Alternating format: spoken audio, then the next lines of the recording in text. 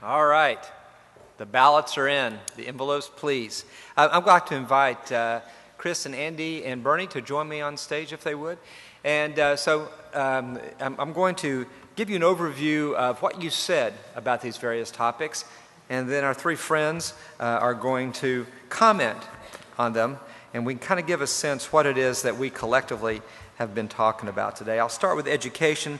I'm going to, as these are bullet points, which I shall try to render in dramatic form in some way. And I think I'll go through all three of them so you can hear the entire range of things before I ask you to comment on any of them, okay? So on education, you find, it seems to me, sometimes that we're agreeing with sort of the general outline that you've heard today about educating students for workforce development. And sometimes there's kind of a countercurrent here that says, not so fast. This is kind of what I hear. So some people are talking about the importance of STEM education and matching degrees to careers, but other people say, no, you need to be educating the whole student. We shouldn't submit to that. I think that's a tension we heard in the Q&A right afterwards, but it's an interesting question right here. What's education for? How much do we focus on the felt needs of the economy? How much do we focus on longer-term education of our children? Some people want to have access to entrepreneurship and innovation and soft skill training. Other people say what we need to do is teach well-rounded kids, all the kids. We need to have fun and ways to get excited about learning and the future. So I'm sure it can be fun to learn STEM, especially if you're good at it. But other people are saying if we force everybody, not force everybody, if we make an undue concentration on that, that we may be losing something. This is editorial comment. What's the least well-taught subject in American schools judged on testing? American history. The history professor says. All kidding aside, if we lose some sense of who we are, we've lost something really important. I would say that in many ways all the focus on testing, No Child Left Behind, has squeezed out civic education. Reading just to be reading and math just for math has actually reduced the amount of time we spend talking about what it's for and who we are and how we might be a more just society. Nobody here said that, but I have the microphone. All right, and get applause. There's a component here that's focusing on some of the fundamentals. We should address low teacher pay. It's too much to ask teachers to address all the variables of students that are beyond their control. We need a better education for future teachers and preparation for teachers. Some picking up on the themes that Andy laid out of sort of comparing us with other countries and what are they teaching that we need to, what's worth copying from them and what's not. We talk about testing and metrics as if they are necessarily accurate. We can measure some things, and so now we've decided that things need to be measured. I think that ironically, we teach what we can measure. We can imagine a kind of metrics that would do a better job. So that's something to think about. We've reverse engineered what it is that we can do. We need to think about budget and funding for education.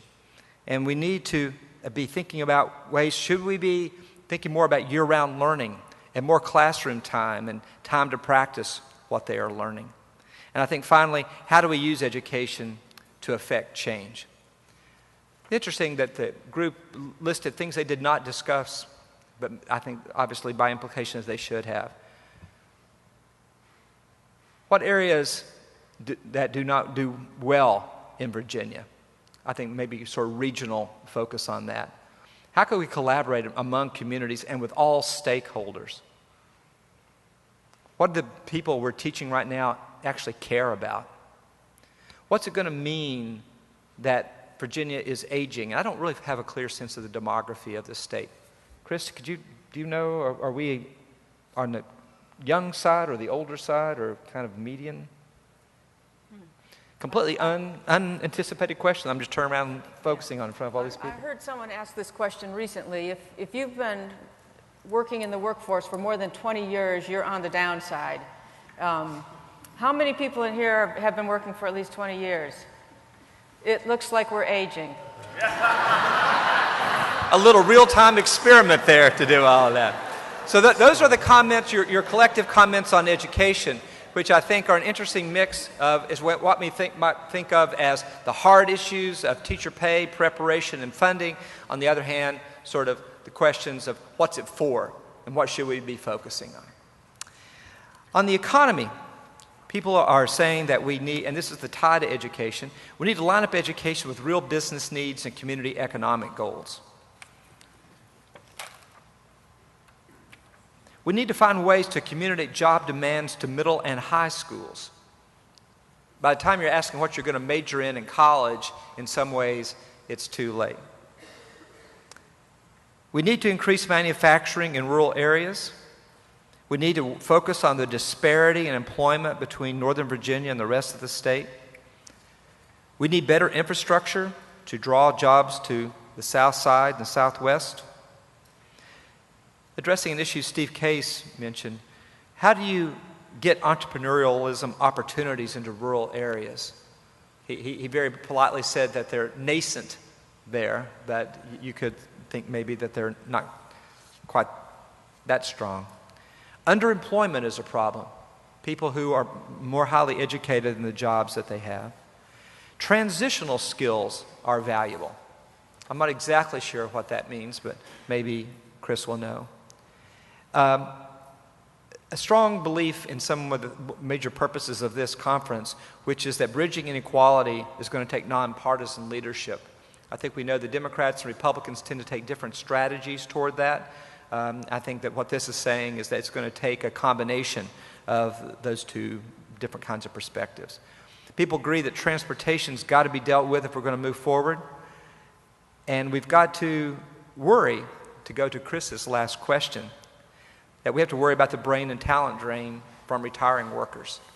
That we focus so much on the future, we might not want to take our eyes off the talents that are actually among those of us who've worked for more than 20 years. We know some stuff, too, that you wouldn't want to forget. So those are the things that the economy group focused on. And the change group says we need to make change stick, not just a quantum leap. I thought Governor Bilal's had the great image of the rubber band. You can think you're driving change, but then it can snap back on you or sag. So you've got to think about, yes, you can make change, but how do you actually make it endure? Got to make mistakes. We've got to recognize that just deferring human capital and infrastructure investment is losing something that you can never regain. You can't actually just tell a kid to wait. We'll teach that to you next year because you only get one shot at them. More cross-regional conversations and collaborations, of which we hope that this is a beginning.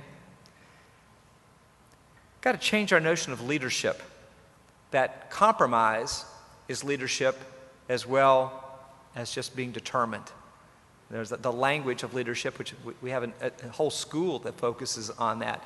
And they teach us, servant leader, that you don't lead just by forcing people, but by bringing people along. We've got to find a way to actually deploy technology in the rural areas. There are linkages among regions that some don't identify with Virginia. I'm not exactly sure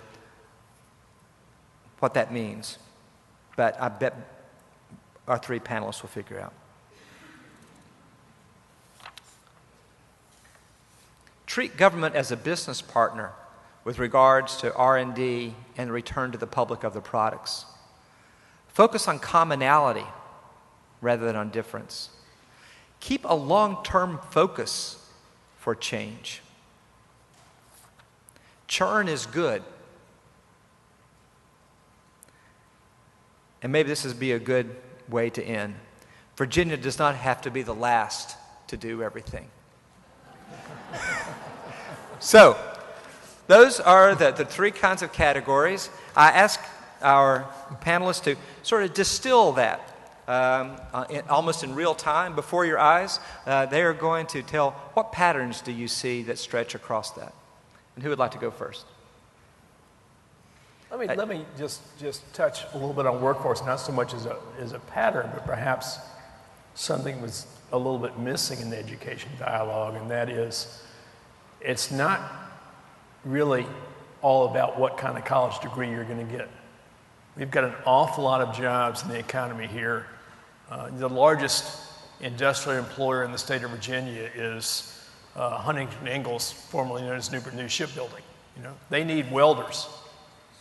And there's been other companies that have come to Virginia, like Caterpillar, put a plant in Williamsburg, and they wound up closing and leaving because they could not get those kinds of workers because Newport News Shipbuilding had them all. So I think while I'm a huge advocate of the liberal arts, as opposed to perhaps just a strict adherence to some idea of STEM, because I think that jobs are largely supply-driven, not demand-driven, and those things will equalize. I think we need to look at other areas of education, not just making college the new high school. Okay, great. Well, I think we should what we should be talking about is making post-secondary the new high school, because even those jobs, they require post-secondary training. And I think college for all has become kind of a shorthand that leads to and throws people off. And it's post-secondary for all. I am skeptical of a system that has 18-year-olds making life-determining choices. I think anyone who actually steps back, you can see that it's kind of an insane system if you can remember back to when you're 18 or if you spend time around 18-year-olds now. And so what it's about is preparing people to have choices and so forth. And when you unpack it, sort of for most post-secondary opportunities, this includes the military, it includes the trades, it includes college. That secondary school, that high school training, it's actually really similar. And there's actually some pretty clear evidence that if you keep kids who want to do voc ed, but you also keep them taking those core academic courses, they actually have better outcomes. It avoids tracking. And so that's the kind of conversation. Let me put you on the spot there a little bit, Andy. Do you think that we exaggerate how many people need to go to college? Are too many people going to college? No, look, first of all, I think everyone in this country who wants to go to college should be able to. And as I gave that statistic, I'll give it again because it's one of those full stop. 8 to 9% of low-income Americans in this country can expect to get a BA by the time they're 24. 8 or 9%. That is staggering. And we know, and Ron Haskins of the Brookings Institution has done a lot of research on this, the best social mobility strategy we have in this country is college. If you grow up poor and you go to college, the probability is overwhelming you will not be poor. If you grow up poor and you don't go to college, the probabilities are overwhelming you will remain poor. And in fact, it's a really interesting thing in the data. People who are born more affluent and decide not to go to college don't fall as far on average income-wise as people who are born poor can rise by going. So I think if we're serious about breaking this sort of systemic generation after generation cycle of poverty, college is hugely important. And, we have these conversations. How many people around this room are going to encourage their kids not to go to college? All right. There we go. One, very brave. College may change, and people think about credentials, lots of different things, but generally the people having this conversation, so I get very nervous when I hear people like I'll pick on him, Peter Thiel, Stanford BA, Stanford JD, suddenly announce that actually it's not a good idea to go to college after all the companies he invests in populated with college graduates. So we do need to be attentive to this issue of other skills. I think we've done a terrible job of sort of talking about vocational ed. We talk about it like it's a second-class system, and it should not be, and there's many honorable ways, and very, frankly, if you just want to look in terms of dollars and cents, being a plumber is going to earn you more money than many BA professions. Not from the University of Richmond, just for clarity. All right. So we want to be attentive. We want to be attentive to all those things. But if we're serious, I think sort of college has a big role there, and then again, particularly for certain kinds of kids. Chris? I think we just need to have the information. About 40% of all, at least to make decisions, 40% of all jobs don't require anything but a high school degree. If everyone became college educated, we'd have a lot of underemployed people. And I know that's not what you're saying, but or either of you saying. But some well, would we though? I mean, I agree with the point that Bernie made. You know, jobs are to some extent, you know, they can be supply driven. Would it be so static that we'd end up with all these unemployed people, or would other industries come along? Well, that could be underemployed, is what Underemployed. she said. Underemployed. Well, I can't see the retail industry getting to a point where everyone working there needs to have a BS degree, would be one example. I agree, but I also can't, if 30 years ago we wouldn't have imagined the conversation that Steve Case led on this stage. I just think the economy is more dynamic. And I worry less that we're going to have all these underemployed BAs taking to the streets and causing social unrest than the opposite. Revolution at Starbucks. Your point, I think the big point that Chris made earlier that's key is it's that signaling note. People need to know what they're going into, and we have people who are going to all kinds of fields with no sense of what it means. You know, one more editorial comment. Something I've noticed is that if you go to the Ivy League, they don't even have business schools. The people who get the best jobs on Wall Street are philosophy and classics majors. But you've got to have, but a philosophy or classic major from a non-Ivy League school doesn't get a shot, right? So people who've had, and I've noticed this over the decades of seeing very successful families, if you have the confidence to go to a college and get a liberal arts degree, knowing that you're probably going to go get an MBA, and they don't care if you're an undergraduate business or not, or you know that you're going to get a JD, and it's better to be, that if you have that confidence, it actually gives you all the things that we say it does. A liberal arts education actually equips you to be the CEO down the line. But what we see is that kids who don't have experience with college think that you better get something that's a job right now, and because it's a rational decision based on their life experience. My concern is not that liberal arts colleges are a waste of education, but that they're going to become a way that perpetuates class inequality, because it does equip you to run things, and if you don't have it, you're not equipped. So what I worry about is we're not teaching enough English and history and art in high school and community colleges, and so that it becomes a luxury good. And the more kids that we can have who are first generation that we give a shot at a liberal arts education, the more we're going to help economic inequality in this country. So I do think of what a large part of this is about is what time horizon are you looking at? If you're looking at the next 5 years, it matters exactly what your major is. If you're looking over the course of a lifetime, it matters a lot less. So I think that everybody can be right here. It just depends, you know, if you're an economist and you're trying to figure out what's the labor market right now, the things that Chris has been telling us are true. If you're a parent, chances are you're going to take a longer perspective and try to figure out what's going to make you happy when you're 50 years old. So, you know, that was a good vein of conversation. Who'd like to start another one? Chris, I'll let you start the next one, what you'd like to talk about. Okay. All right, thank you. Thank you. It was great of my brother to come up here to join us.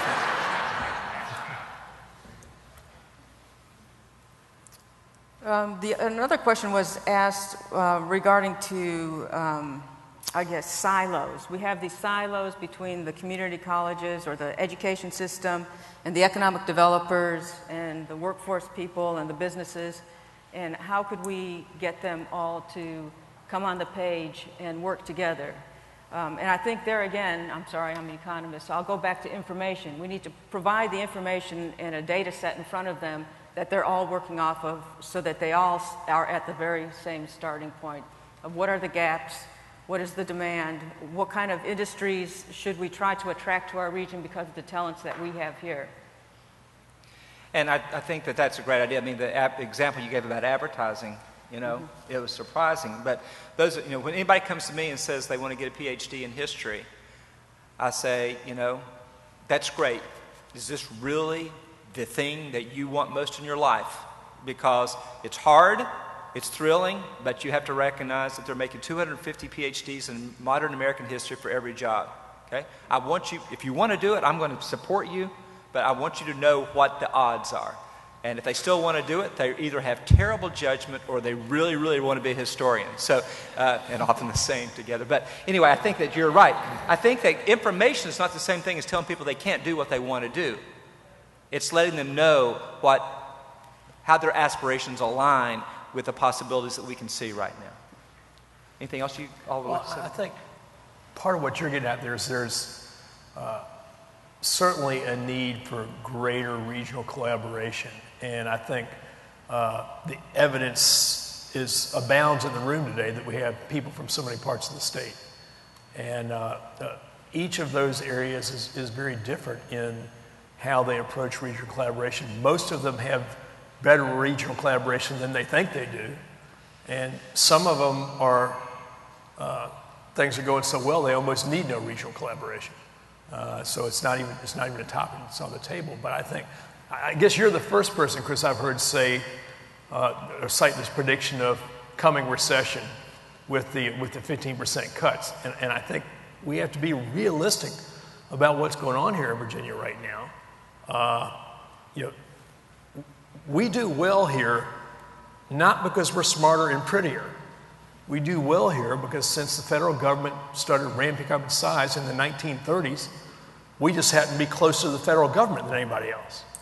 And we can talk about high technology all we want, but if you look at the difference between Silicon Valley and Northern Virginia, much of what goes on in Silicon Valley is consumer driven. It's the Apples, it's the Microsofts, it's the Googles. Much of what goes on in Northern Virginia is government contract driven. Much of it military related. We've been fighting wars on two fronts for two presidential administrations right now. That's winding down. And one of your colleagues forecast something like 124,000 job loss with these 15% across the board cuts in the state of Virginia, which is like 5% of the state of Virginia's economy. And this is an election year. I don't think we're going to see these two sides coming together between now and January 1 to come up with a more elegant solution than what they've laid on the table. So it's going to be very interesting times going forward on this stuff. And did you have something optimistic and cheering to say? No, I think at this point, when you look, and I'm always, you see the wealthiest counties, and so I'll just add the history point. The wealthiest counties, you see them, they're up around Northern Virginia, and they have a lot of people who are retired government, and so then they're working second jobs, and you can see sort of the effect this has. So the historical point is simply we're really lucky the capital didn't end up in Philadelphia. Takes us back to Jerry Belisle's talk, so it all comes full circle. I could say something yes, positive. Please. Remember the last time we had these huge defense cuts? It was in the 1990s, and we all expected Northern Virginia to really go into recession and not to come out until 5 years later. And they changed very quickly. The economy came back very strong, and one of the reasons is because of the highly educated workforce. Maryland also saw a lot of cuts, did not do as well because a lot of its federal spending was tied to military tanks and missiles, and fortunately we don't have a private sector use for those missiles, and so when defense cuts came about, those companies went down. But on the Northern Virginia side, where it was more intellectual property, they just changed their head letter or their letterhead from consulting for DOD to consulting for environmental protection. Not as simple as that, but there's a lot more flexibility in Northern Virginia than in some other areas. We're seeing a lot of that transition already in healthcare, where health IT is again a subject of federal government contract, but is replacing some of the defense related. Anything else? I don't know if we still have the mobile microphone capacity here, but I don't know if I don't want to keep you. It really is raining outside. This is like a screensaver that we have here. I just wanted you to know that that is the case. And I hear tomorrow's going to be really nice too, so I just want to mention that. But I didn't know if anybody from the floor had a comment or two they might like to make. While we're bringing the mic in, I'll just, yes? I felt really bad earlier that we didn't get to it. There was a couple of questions that came up again on year-round schools, and so I'll give the sort of very short, the sort of dummies guide to year-round schools, and actually my kids are in one in Arlington. More time can make a big difference, but what's more important is what you do at the time. And I worry we've got this big rush just to extend time. And if you've got a sort of mediocre instructional program that's not getting it done for 6 hours, and you increase it to 8 hours or 9 hours, the gains in student learning are not linear. And so you see some really good programs that are extending learning time and really helping kids, but we're having this increasing rush, and this is often what we do in education. You could hear it in some of our conversations today. We focus on form over content. Right. And we're running headlong into let's extend the school day, which, as I said, can have some benefits, but if we're not really attentive to what that's actually going to mean for kids, we'll be right back in a few years and people will say, well, we spent X more dollars, we really didn't get anything for it. And for me, this signals really how this worked today. What you've heard today is actual information to think with. The idea is coming in, whether it's Steve Case there on the sort of the cutting edge, and that was fascinating to hear how he sees all these things, or the hard data, from Chris and Andy about things that we all have opinions about, but don't really have a way to see disciplined thought about. I thought that was what was so useful today. That and what Steve Case referred to as the network effect. All of you, it's so heartening to be up here and watch it. And it's also heartening, look how many people are still here. It's amazing. Look around. It's full all the way to the back. And that I could feel the electricity in the room, how eager you were to talk with each other. And how excited you were to change tables even. I was kind of worried about that. What this suggests to me is there is so much capacity in the Commonwealth for collaboration and cooperation, so much eagerness to overcome the things that divide us, that I'd like to believe that this is just the first of the conversations that we're going to have, and that the conversations are going to lead to kind of actions that are impossible without the conversations first. People have been coming up to me all day with ideas about where we might go from here. I hope that you will have given us some good ideas on your evaluation forms. But if nothing else, I know that I've learned an enormous amount today, that I have a kind of a coherent perspective on some of the major challenges facing us that we've not had before. And I know, knowing that there are this many people who are willing to come together and talk about these hard things and drive some of the distances that you have, gives me great confidence that the future of the Commonwealth will continue to be bright. Thank you so much for joining us at the University of Richmond. I look forward to seeing you again soon.